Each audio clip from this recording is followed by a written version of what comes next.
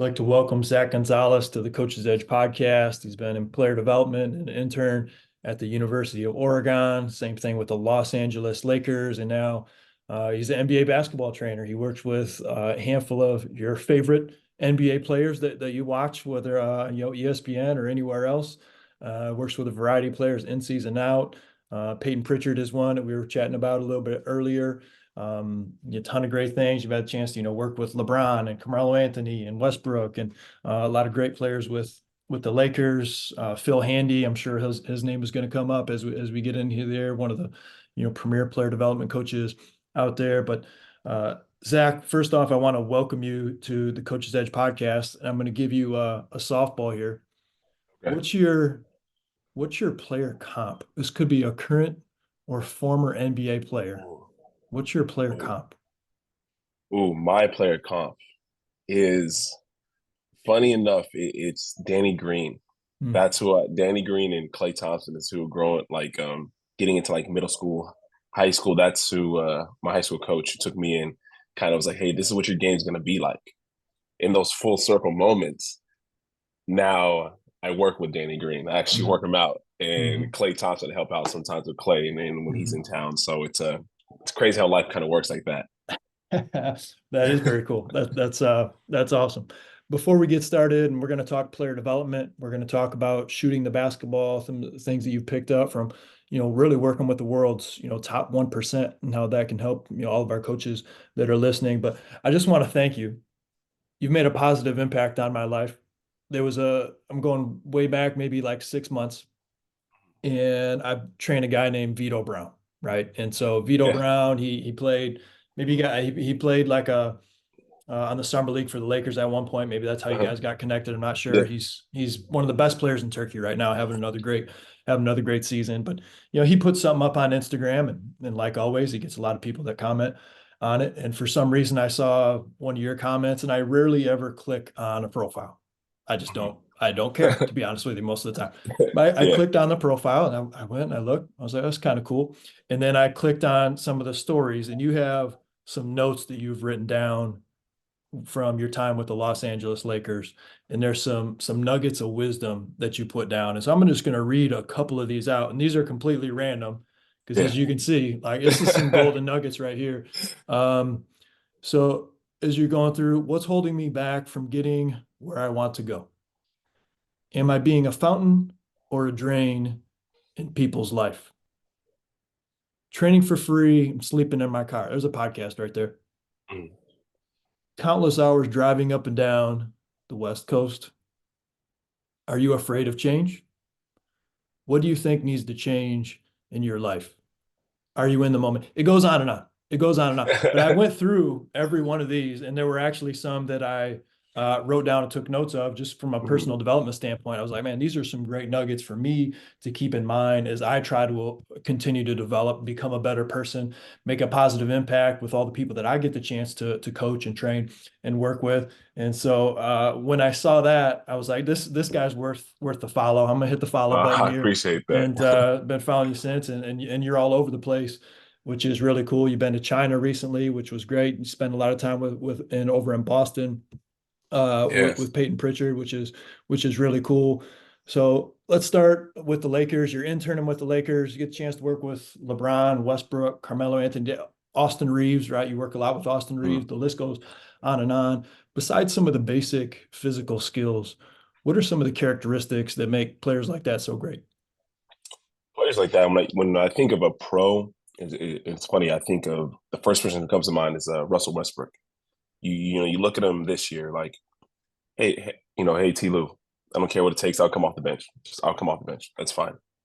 I'll sacrifice. I'll play 14, 15 minutes.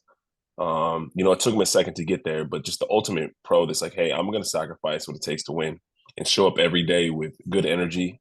Because we all have bad days, good days, bad days. But it's funny being around Russ. You wouldn't really know when he's having a bad day because he's always gonna look you in the eyes. He's like, "Hey, how are you doing?" Like put his hand on his shoulder. And so, um, something that when I was there, it was like rookie year as a coach, and he remember put his arm around me and he was like, "I got your back. I'm your vet. I got you." And just that right there in the time of I'm in a new world, new field. I'm like, oh man, like going from college for 5 years, University of Oregon. Guys kind of look up to you in a way. You're a mentor. NBA, it's a Mhm. little different. You're around grown men, especially people I've been watching since middle school. So for him to do that, it says a lot about how and I always watched him, how he made people feel talking to even the custodian. He always said hi, always respected everybody. And it's something that when I think of, it's a characteristic he had. He's just always a pro. And that's one thing that I feel like people leave out. A lot of people just talk about showing up to work, but then also just how do you treat people? That's really Mhm. big. I'm really big on the court, off the court development. And Russ was the ultimate pro with that stuff. Mhm. Just showing Mhm. up, his mentality coming to the game. You see that dog mentality. Yeah. It just switches during the game. He does the whole, and it's just after the game, he'll give somebody his shoes, and it's just can't speak any higher of Russ. He's the best teammate, the best person, one of the best people I've ever coached, ever been Mhm. with. Very cool. Very cool. Peyton Pritchard is somebody that you spend a lot of time with, and from the outside looking in, again, West Coast guy, Yeah. undersized guard. I think this translates to a lot of players out there, regardless of level, that they're playing against players with more length, right? Players that can Mhm. jump a little bit higher. You work a lot with him. What are some of the skills that you work on with him to be so effective when playing against, other Yeah. NBA players that, from just the eye test say, boy, they're a little more talented. Yeah. Well, with Peyton, it's being crafty, and we got to be very efficient with everything we do. We can't I call it no banana to the rim. No, no, we're not going around. We got to be very efficient with our cuts, with our movements, no wasted movements. So even with all of my guys, I really call it, hey, I'm just cutting off the fat. That's all I'm doing. We're not Mhm. going to change much. We're just trimming the fat off. So really with him, and like right now, the biggest thing we're working on and going into the summer is his finishing. I think that's something he struggles with. He gets in the trees or he'll go off one foot and try to, and he's a strong guy. It was Mhm. like get into some guy's chest. I mean, if you have, a Brunson or let's say someone else like Benedict Mathurin, who's, not a footer, but they're around 6'5", good size. You can still get into their chest. It's going to create, you take that impact, they're going to go like this. That's Mhm. knocking off around 3 inches of their vert, Mhm. 2 to 3 inches. You can still get that shot off. So I think right now, that's our biggest theme that I'm sending him clips on different finishes. I'll send him TJ McConnell clips. TJ McConnell's Mhm. very crafty. He'll get in there. The way I break down the court is in like 3 levels. You have the third level by the basket, the middle kind of center by the free throw line is the second level, and then above is the first. So really working on him getting in the second level or decision making, either keeping our Mhm. dribble alive, kicking it out, or just the hoops right there. Use our pivots, Mhm. our footwork. So Mhm. that's been the biggest thing we've really been working on with him and trying to teach him like slow down, breathe. It doesn't have to be a three. Opportunities to get there. It's like fading away a little bit sometimes. So that's the biggest thing. Sorry, I'm ranting, but it's No, yeah, this is so much perfect. we're This is working on. perfect. We're going on. So you break down these levels, with Hmm. his ability, and as you mentioned, very strong. So he's got the ability to break down from the first level, getting down to level two. Is it Yes. two or is it three? Making some of those decisions. So when you're training, how do you get, what are some of the things that you do? Obviously, you mentioned the video and the clips, which is instrumental. Hmm. On the court, what are some of the things that you would go over to help him work on some of those skills? Yeah. So I would have with Peyton like last summer worked on the bit this summer. I have other big bodies on the court. All right. I love integrating workouts. So I might have Damian Jones who's with the Cavaliers on one side, and then Payne on the other side. Then I'll combine them. So I'll have them do their own thing for like 20, 30 minutes. Whether it's one of my partners, whoever helping me out, I trust them with my life. They'll be on this side, putting Damien through some stuff. That'll combine them. And I also is making Damien better. We're going one-on-one position to close out some sort of action that gets into a position they'll get to in a game. Mhm. So Damien has to defend a smaller guard, out on the perimeter. If he gets, switched on the pick and roll, then again, like I might put a rule like, hey, you have to finish these. Everyone you're going to the basket, be crafty. So working over a guy who, when he jumps, he's 7'7" when he jumps. So Damien's like a solid 6'10", good body. Just putting him in those game situations. I might place a couple different guys on the floor, like RP. I know you can get by me. you know. So I might be guarding you at the perimeter. Once you get by, got to finish high. We're going to finish high on all these. Just put him in different situations and allow his creativity. I won't always tell him how to finish Mm-hmm. because I want my guys to, in a game, don't be a robot. Don't be Right. a robot. So use creativity, have fun with it, and it's just a way to not get it boring. So when I do finishing drills, sometimes I'll give them the basics of it and like finish however you want. If you get to your right hand, it's kind of where you get to your left. Just mix it up, but use your creativity. That's a Mm-hmm. way I kind of keep it fresh with them, and don't want them to be robotic because I do see sometimes, I made the mistake too as a player development coach. All right, this is how you're going to finish, and there's a learner, oh, it's kind of robotic in a game that I'm noticing is not translating in a game, whether it's with Scottie Pippen Jr. And so, like probably like a year and a half ago, 2 years, I had to really sit back and think, like, well, why? Watch a lot of films, like, well, let me just free up, use their imagination. Well, I'm getting there, I'm doing what you're saying. I'm like, okay, well, if his hand's right there, it's like, man, well, you're right. I'm not Mm-hmm. accounting for him might be there. You might need Right. to. So just letting guys have that freedom a little bit. The combination of the structure that fits into the game action they're going to see, Mm-hmm. combined with the creativity of letting themselves do it, especially at that level, right? At a younger level, they may not know how to do something, period. Yeah, So at some point, you just got to yeah, teach them yeah, definitely. a piece of footwork or whatever that might be. But that's the basement, right, or the ground Yeah, floor, right, and then building in the freedom and the variety that you want to have because of those split second decisions that you need to make in the yeah. game is huge.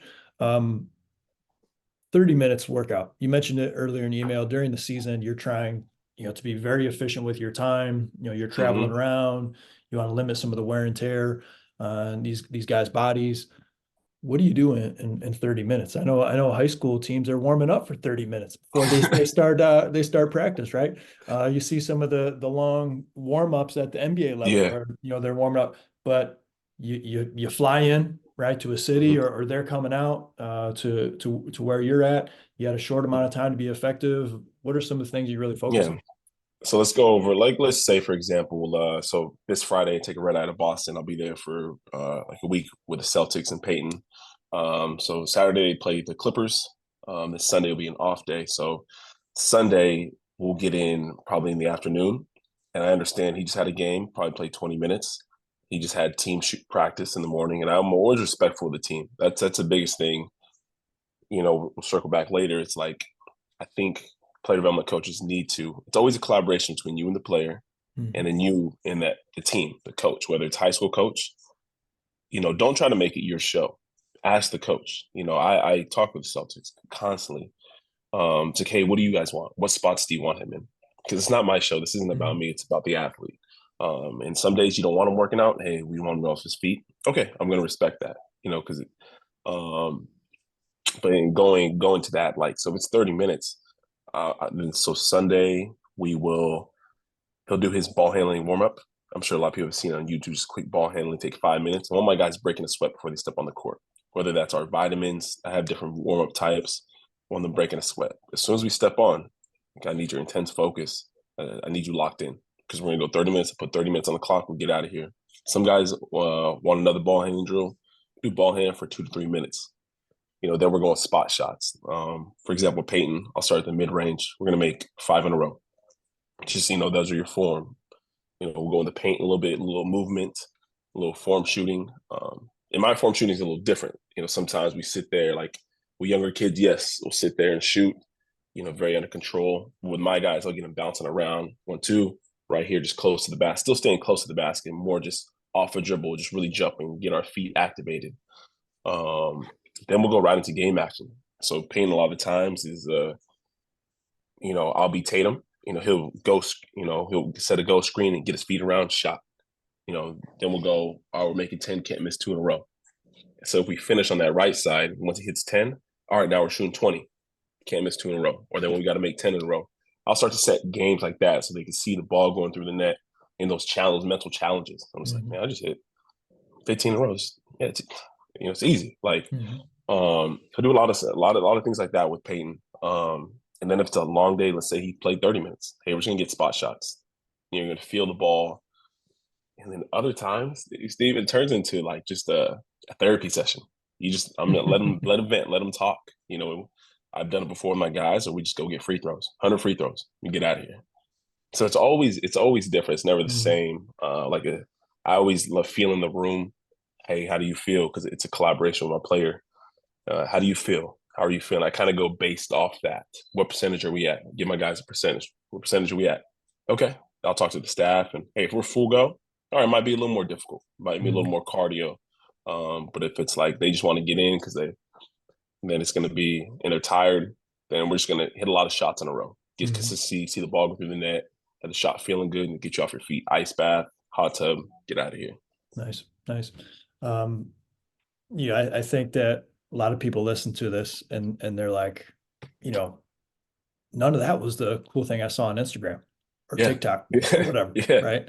None of that was on there. What are you talking about? I'm doing, this and these things got a million, no likes, but that was one of my next questions is, what are some of those things from a skill development aspect that these guys do so much better than everybody else? Like, is it for the most part, it's like it's the basic things. They just do them more consistent and at a higher level than the average player. Yes, it's attention to detail. I think that's what separates. It's we might go DHO handoffs to the shot, or we might just go jab shot, fly by shot. We're very efficient with our movements. We might go to ear, put the ball down, step back, but we're repping those out. And also, it's very efficient. It's not sloppy. Our hips are down. A lot of guys when they do the pump fake, they'll stand up, drop Hmm. up, and like just so Hmm. much wasted movements. No, I Yeah. always tell my guys like hips loaded all the time. Have our hips loaded. We're coming across and we're coming through. If we're doing like a full court drill, I need your hips slightly bent, loaded, Hmm. because there's nowhere to go but up from there. Hmm. But a lot of guys will come down and down, dip, and then go. It's like I'm cool with the That dip. extra Like, hey, time. let's Yeah. Yep. yeah, just our hips load them. So they a lot of my guys, the NBA guys, I know the difference between the NBA guys, some of my college guys, like Andre Stojakovic, who's learning how to become a pro. His dad was paging, he's been around it, but he's learning how to work like a pro. It's just attention to detail. We're not doing anything cute. Like, and I have an open door policy. Anybody can come on workouts. And it's funny, I do hear that, like, man, this isn't like, no offense, this isn't like anything like Instagram sexy. Like, yeah, nah, it's very just details, rep it out. Hmm. Cute gets you beat. All that stuff, it Yep. gets you beat. Yep. That's the coach side of me. Cute gets you beat. So Yep. I wish kids could see that more. Yeah. Just come in more and see, understand, like being a pro, just perfect simple. Hmm. Don't Hmm. get bored with the basics. Yeah.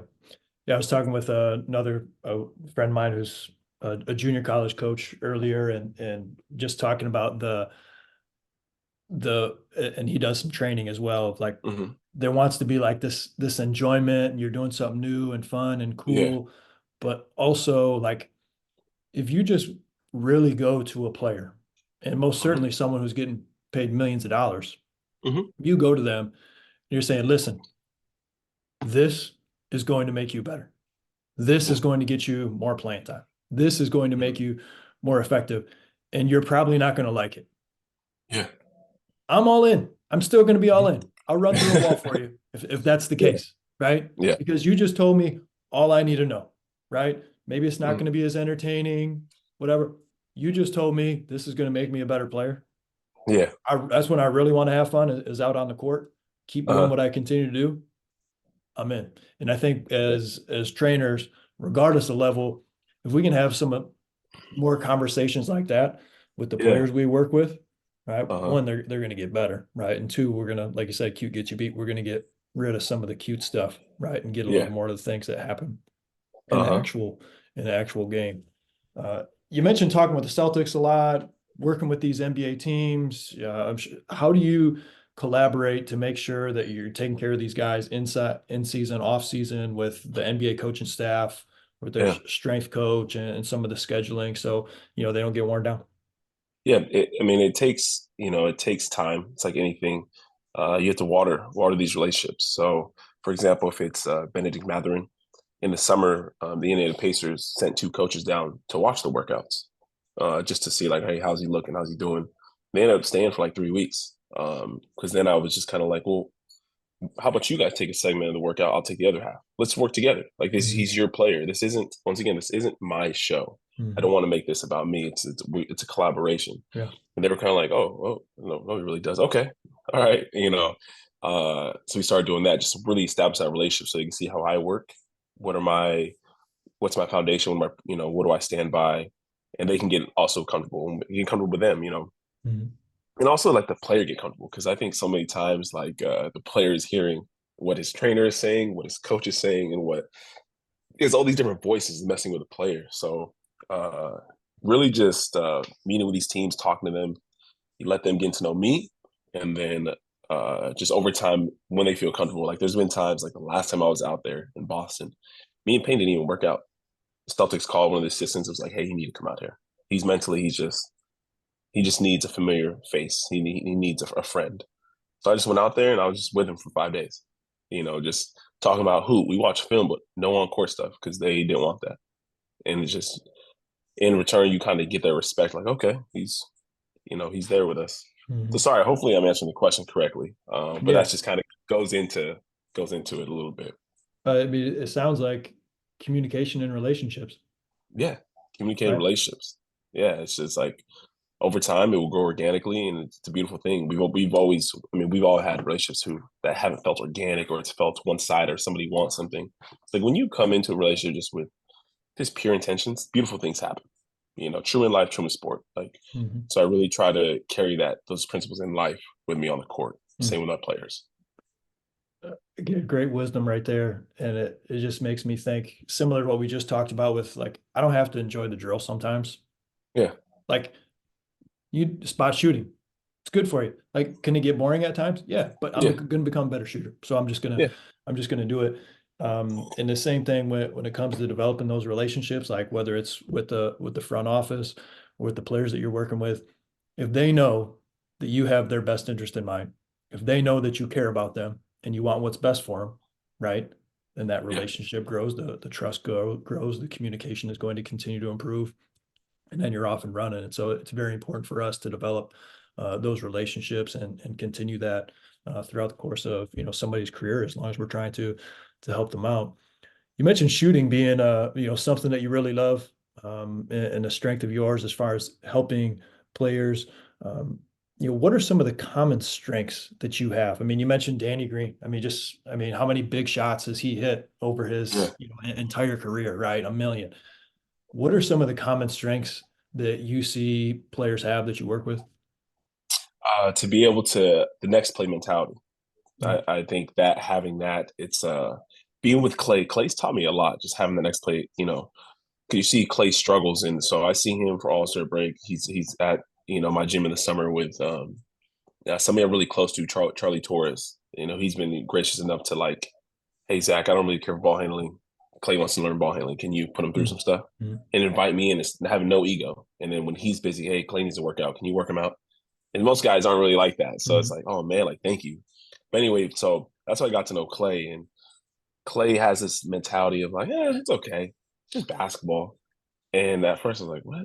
And it took me a while to understand, like, yeah, like there's things bigger than basketball. Like the ball's gonna go in the hoop. Like then Danny just has this, oh, next one's going in. It's okay. mm, Duncan Robinson, next one's going in. And so on it, being around these guys, seeing it, it's like, oh man, like they have this ability to Cole Swider, a great shooter to work with. Just next shot's going in. They think every shot's going in, but when mm. it doesn't dwell on. We see a lot Right. with younger kids, even with me in the past.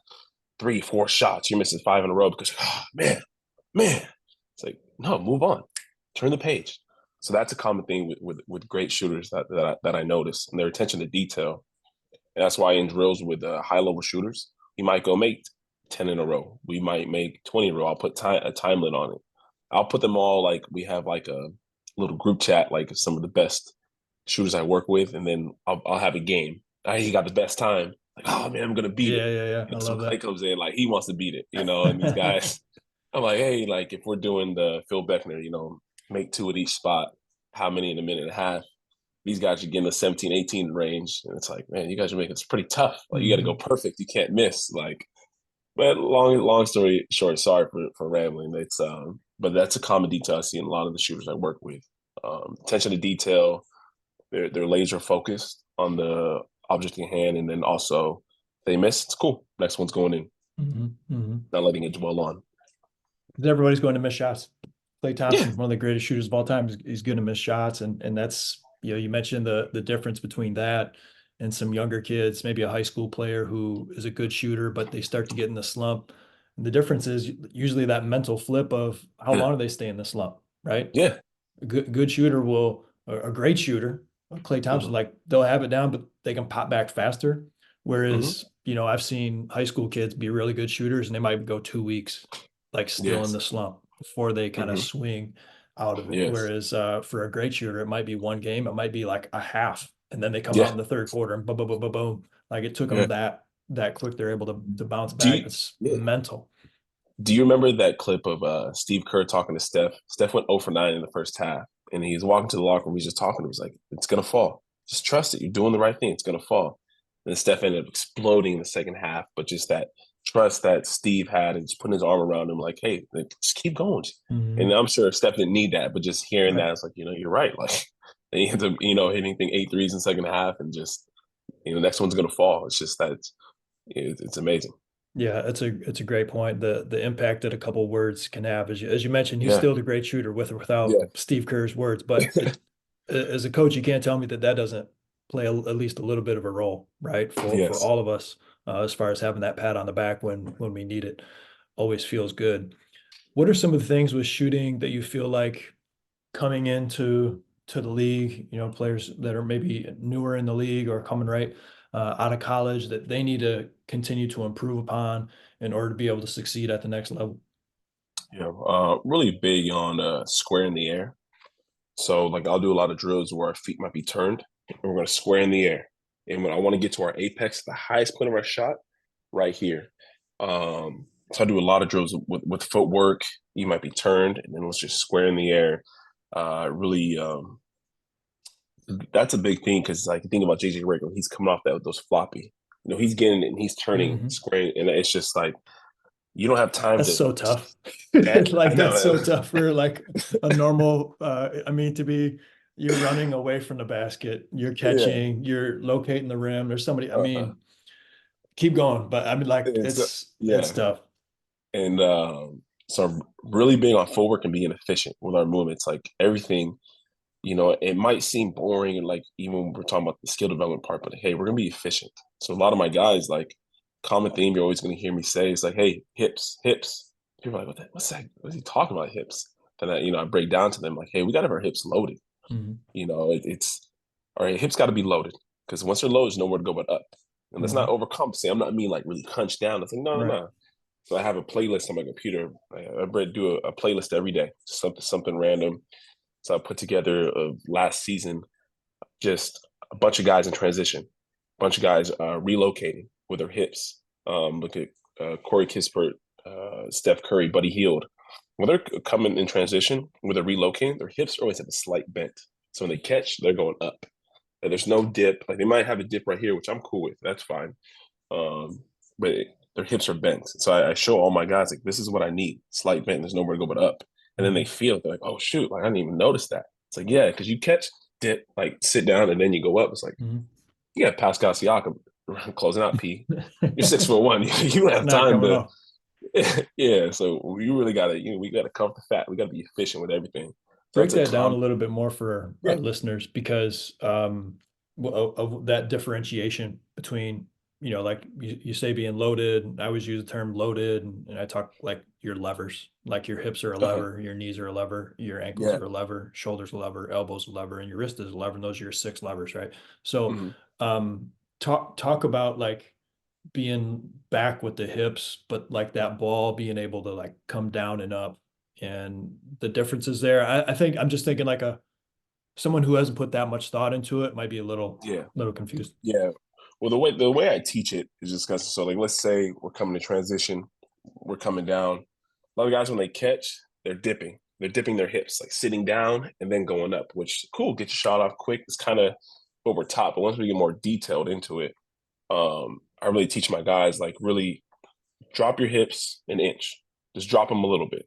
'Cause sometimes when I tell guys, they like try to sit down and like Mhm. shuffling. Like, no, now you can't get to the spot fast enough. Man, we gotta get efficient.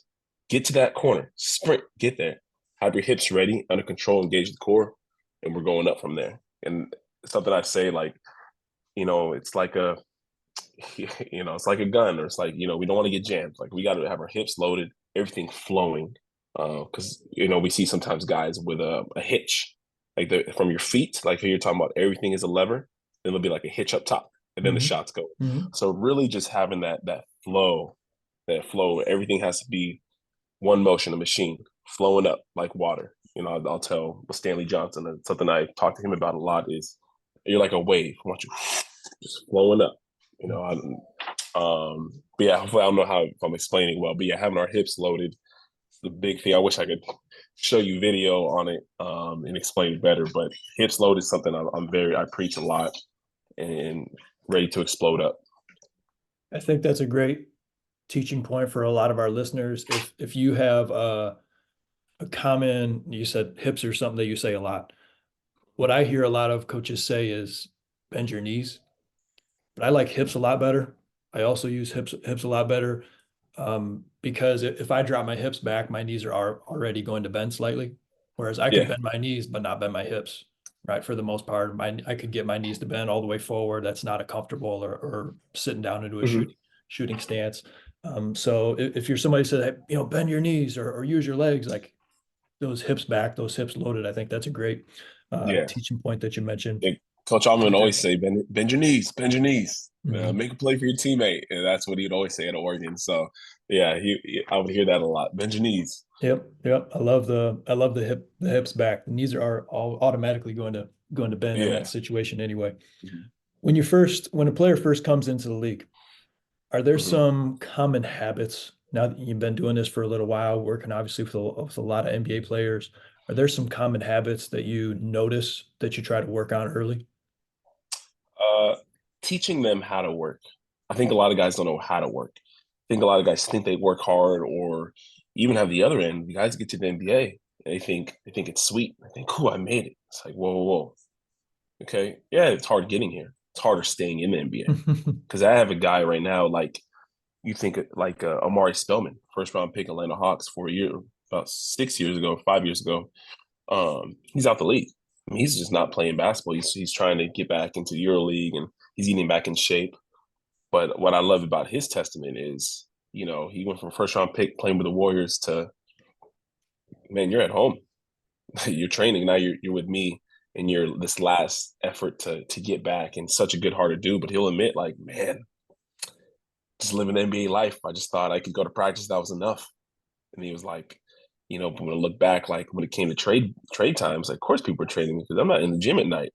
I'm not doing this. And it's like, I love his testament. I'll let him say it one day, but it's like, wow, like Mm. you're one of the guys who, I mean, you let the opportunity slip, and now and it's great because it made you a better man from it. Because we all should learn from our failures, but a lot of guys don't know how to work, or they come in. It's like we talked about earlier, touched on the 30-minute workouts.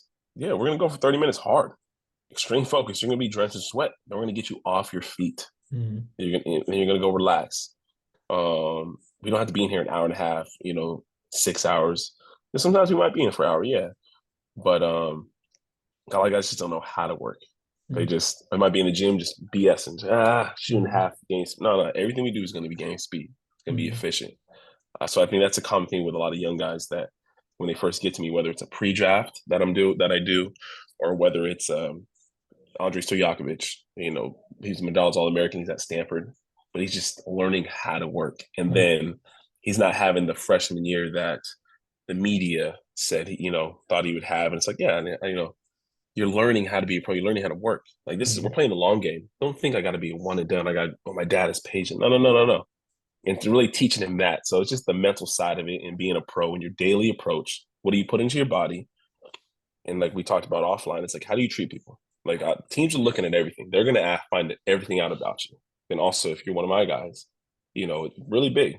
People don't always remember what you said to them. They're going to remember how you made them feel. Mm. So with all my athletes, man, it's really important that we're better humans, not just better basketball players. Mhm. Mhm. True in life, true in sport. It's really big saying. You'll see me tweet it, you'll see me repost it. Sometimes somebody else puts it, but it's just I like things to translate my training. So I try to relate life and basketball a lot. Mm. I But love yeah, it.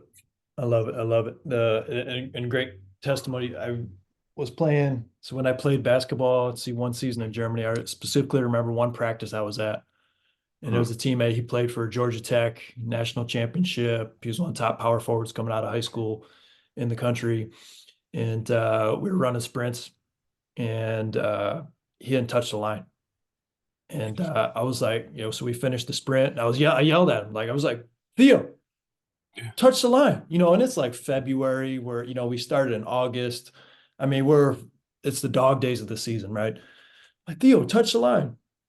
I don't know what was up with Theo that day, but he looked at me with like these sad eyes, and he's like 6'9", 7'5" wingspan. I mean, Yeah. good. Like, he's a big 6'9". Mm-hmm. He's like, Steve, that's why I'm here. Yeah. And I was like, it like cut to my soul when he told me that, right? Mm-hmm. Because It's deep. Yeah. from where I was at, I was like, I feel like I'm getting all the juice out of the orange, right? With like Yeah. just trying to be at this level. But I'm looking at this guy who was one of the top players in the country out of high school. And, like this was the bottom for him. The Yeah. ceiling would have been the NBA. Mm-hmm. And at this point now it's too late. And he's just Mm-hmm. like playing, but also just like the regret and things like that. And so you don't want to have that obviously, but yeah, just that story just I Yeah. still almost get chills. I'm just like, oh man, like you don't want to have Mm-hmm. that Yeah. regret. It's funny. People want to be coached. Omari was telling me the same thing because he's here this week because he's with this agency. And so they hired me to work with him, help me get him back in shape when I'm in town. But he was just saying like people want structure. They want to be coached. Even sometimes we've had players who might go against it a little bit. It's like they ultimately want to be held accountable. And it's like as people, if you love someone, you're gonna hold them accountable. Mhm. If you really care for someone, have their best interest. Like I hope, like man, if I was messing up Steve, you're like, hey Zach, man, it's not smart, or hey, it's not, it means you care. If you just let it Right. slide by, or like, oh, he didn't do the drill, he, way. Do we really have the person's best interest at heart? Mhm. So it's really, really important. It's funny you touched on that because I feel the same exact way. I think that's important, especially as player development coaches, because there's a part of being a player development coach where your client has to like you. Yeah. Otherwise, they're not going to be around you. But at the same time, you have to care more about what's in their best interest than Hmm. them liking you. Yeah. You know what I mean? Like I want Hmm. I want everybody to like me, don't we all? Right. Yeah. And I Yeah. need I need you to like me, but I need to be comfortable enough that like, Zach, this is what's best for you. Like this, Yeah. I'm gonna be honest with you. I'm gonna tell you the truth. We're gonna work on this because those are the things that we need to do during the course of the season.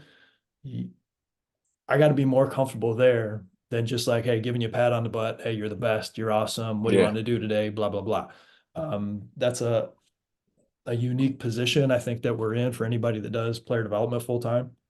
Hmm. And it's very important for us to kind of self-evaluate because if we don't put ourselves in that position and understand who we are, how can I now go and help somebody else if I don't Yeah. understand And my I own foundation first?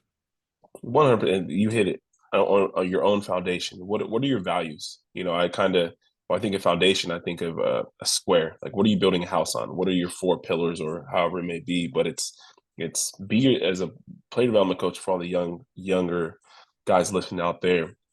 Be yourself. Find your voice. Don't try to be someone you're not. Don't try to, if you try to be a screamer, or don't try to be their friend. It's like be you, or organically, the relationship will grow. But also have the player's best interest at heart. Like, hey, if they're slacking, call them out. Because at the end of the day, when they lay their head down, they're going to be like, nah, he cares about me. Mm-hmm. But then some guys try to be their friend too much. Oh, I don't want to lose them. It's like, no, you end up gonna lose them because when Mm-hmm. they players gonna realize like, oh, the person that had my best interest. Like, no, be yourself. But also from the beginning, like establish your foundation, your values. I think set expectations. Hey, this is what I need. I tell all my guys, like, I don't give a f if you miss. I don't care if you miss. I need your attitude and effort. Those Mm-hmm. are those are things I need. An extreme focus. You step into this workout. You don't have that, get out. Mm-hmm. Even I told Benedict Matt, all my guys. So it's times I've had to get on them. And you think like, dude, you're gonna tell Benedict Matherin this, first round pick, or like you're getting after these guys. And essentially, I would need them for my brand, but I was like, no, I have values. Here's my bar. You got to meet me here. And at the end of the day, I feel like I've gained their respect from that Mm-hmm. of like, oh, shit, this guy cares. Like, okay, Mm-hmm. Mm-hmm. I think other young coaches, if you're out there listening, it's important, just be you and Mm-hmm. hold guys accountable and things are going to work out. Yeah. Things will work out. That's some wisdom right there. What are the standards and principles you want to live by? And you gotta stick to it every single day, regardless of Every who day. you're around and what the circumstances are. Don't Hey, I want negotiate. to do I want to do a couple quick hitters. These aren't Yeah. necessarily like quick hitter questions, but I'm gonna Yeah. fire and just like a couple thoughts that come into your mind. So you've had the chance to work with Phil Handy, one of the best player development coaches in the world. I mean, this guy could be an NBA coach. I know Oh, yeah. you do an awesome Anytime now. job. Yeah. Yeah. Uh, what do you think makes him so effective teaching the game? Uh, Similar, his way to see the game, attention to detail. Like you see, he'll put the pylons out, but he's not just going to a pylon and getting there. Like just, all right, we're gonna do this move. There's a reason behind the move. We might shift. He does a great way of explaining how the defender and you have a belt on. You really have to shift them off your line, then attack these angles. And so I took that from him and ran with it. And he does a great job of that. And really, he taught me because I was doing it before he even said it. It's just being in the trenches with the players, building that sweat equity right there on the floor. It's like you build a bond. And that's how you build that trust with the players, really in the trenches. And Phil does a great job building relationships and just getting the best out of guys. Mm. Phil is what you see. That's what he is. He's a great guy. He is open to helping others. Like, man, he helps me so much. And in our business, like we touched about a little bit. Sometimes people are a little standoffish. People are a little like, and he just shows love. It's like, nah, I'll help you. What can I do? Meet me halfway. If I need something, he'll be there. So Phil is just great man all around. Can't speak any higher of him. He's amazing. Very cool. Very cool. A film session. What does a film session look like? You said sometimes you're not going to be, on the court. What are Mm-hmm. some of the nuggets of a basic film session, even if it's just a few minutes with some of your players? I mean, if you follow Zach on Instagram, I mean, there's a ton of clips of you, right? You're on your laptop, you're sitting on a bench with one of your guys, and you're going over some Yeah. different aspects of the game. Yeah, we're going over a lot of things I go over is missed opportunities. Not so much missed shots. I might look at missed shots a little bit to see, okay, how is our form technique getting into that shot?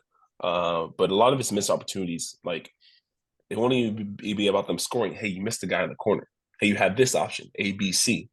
Because it's not only about them. Like it's about no, how do you perform it? You got to make your team better.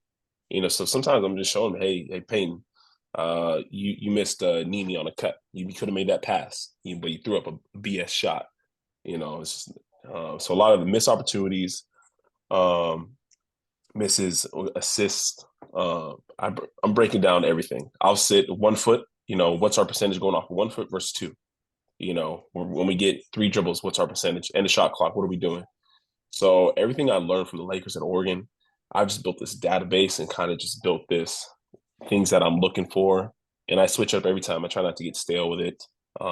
Some days, if the guy's in a funk, I'll pull up clips from like Peyton. If he gets in a funk, I might make a playlist with Oregon makes and with NBA makes. Like you belong. This is what you do. Mm-hmm. Someone makes it at the step back or whatever. It's giving you guys confidence. I might show Danny Green, Frank Kaminsky, San Antonio highlights, Frank, some Charlotte, or Phoenix when he's playing his best basketball highlights, not highlights, but, a playlist, just like 3 to 5 clips, kind of giving them confidence. So it's always different. It's always different. Someone like an Andre, who's probably the youngest guy I work with, we're really dissecting the game. Just a lot of missed opportunities. Are we efficient with our steps? He has a bad shot selection at the moment for some shots. So just really teaching like, hey, we can get a better one. So it's stuff like that. That's what I'm always breaking down. Very cool. Last question here. If you could go back in high school and play, what would be Mm-hmm. 1, 2 intangible things that you would try to implement for yourself as a player, and 1 to 2 skills that you would try to, improve when you were a player? Yeah. Skills definitely be ball handling. Ball handling. I did not. I got by in JUCO in high school with my ball handling, but I was a shooter like from a Mhm. young age. The high school coach ended up becoming my father, took me in. Um, he would have me watch Ray Allen and JJ Redick highlights, and then once get to high school, it'd be Klay Thompson, Danny Green highlights. Like, this is what you need to be like, 3-and-D guy. Like, okay, like, so, I never worked in ball handling. So then when I got to like Oregon, when I went to walk on there, I was like playing versus Dylan Brooks, Jordan Bell. I was like, oh, I cannot put on the floor. This is not happening. I was like, oh man, I should have worked on that. Uh, Up here mentally, really just probably that next play mentality. I think I was a victim of that, like missed 3-4 in a row, and uh, I'm big person in my life. I've learned of failure. So looking back, like I've learned from a lot from that. But sometimes I begin those shooting slumps. Yeah, I didn't have that. It's going in, but yeah. No, shoot it with intention. Mhm. Have intention with everything you do on and off the court. Awesome nuggets. Zach, this has been great. There's a million other questions I could ask you, and I hope that, we take the time to touch base again. No, Thank we'll you for do taking it. the time to be on the Coach's Edge podcast, man. This was great. No, thank you for having me. I really appreciate it. Thank you all the coaches who are listening. As always, get after today.